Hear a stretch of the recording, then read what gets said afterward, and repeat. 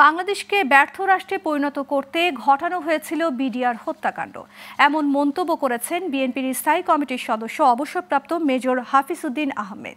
সকালে গুলশানে বিএনপি চেয়ারপারসনের কার্যালয়ে এক সংবাদ সম্মেলনে তিনি এ মন্তব্য করেন।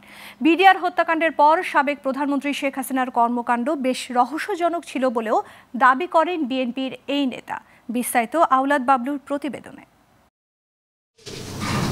বিডিআর হত্যাকাণ্ডে কারা জড়িত ছিল, বিদেশে কোনো হস্তক্ষেপ আছে কিনা, কী কারণে এই ঘটনা ঘটেছিল তা জানতে বিএনপির মহাসচিব মির্জা ফখরুল ইসলাম আলমগীরের নেতৃত্বে 3 সদস্যের একটি প্রতিনিধি দল 28শে আগস্ট চিঠি দিয়েছিল প্রধান উপদেষ্টা ডক্টর মোহাম্মদ ইউনূসকে, যার বিস্তারিত জানাতে এই সংবাদ সম্মেলন।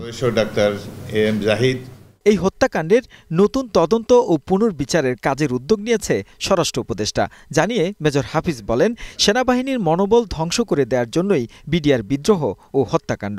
এই বাহিনীকে ধ্বংস করাই ছিল উদ্দেশ্য বলে দাবি তার। বিডিআরের এই হত্যাকাণ্ডটি এতই মর্মান্তিক যে সম্পর্কে বলতেও আমরা শিহরিত হয়ে উঠি, যে দেশপ্রেমিক সেনাবাহিনীর মেরুদণ্ড ও নৈতিক বল ভেঙে দেবার জন্যে এবং জাতীয় নিরাপত্তা এবং সার্বভৌমত্বকে মারাত্মক ঝুঁকিতে ফেলে বাংলাদেশকে একটি ব্যর্থ, অকার্যকর, নতজানু রাষ্ট্রে পরিণত করার জন্যই এই হত্যাকাণ্ড সংগঠিত করা হয়েছিল। বিডিআর বিদ্রোহের সময় হাসিনা সরকারের আচরণ ছিল বেশ রহস্যজনক। যখন এই ঘটনা ঘটে তখন এটা সামাল দিতে সেনাবাহিনীকে অভিযান চালাতেও দেননি সাবেক প্রধানমন্ত্রী। অভিযান চালালে হয়তো অনেক প্রাণ বেঁচে যেত বলেও মনে করেন বিএনপির নেতা। হত্যাকাণ্ডের পর প্রধানমন্ত্রীর কর্মকাণ্ড অত্যন্ত রহস্যজনক। সেনাবাহিনী যাতে কোনো ধরনের অ্যাকশনে না যায়, তিনি সেনাবাহিনী প্রধান, বিমান বাহিনী প্রধান, নৌবাহিনী প্রধান তাদেরকে যমুনাতে তার অফিসের কাছে একটি কক্ষে বসিয়ে রেখেছেন।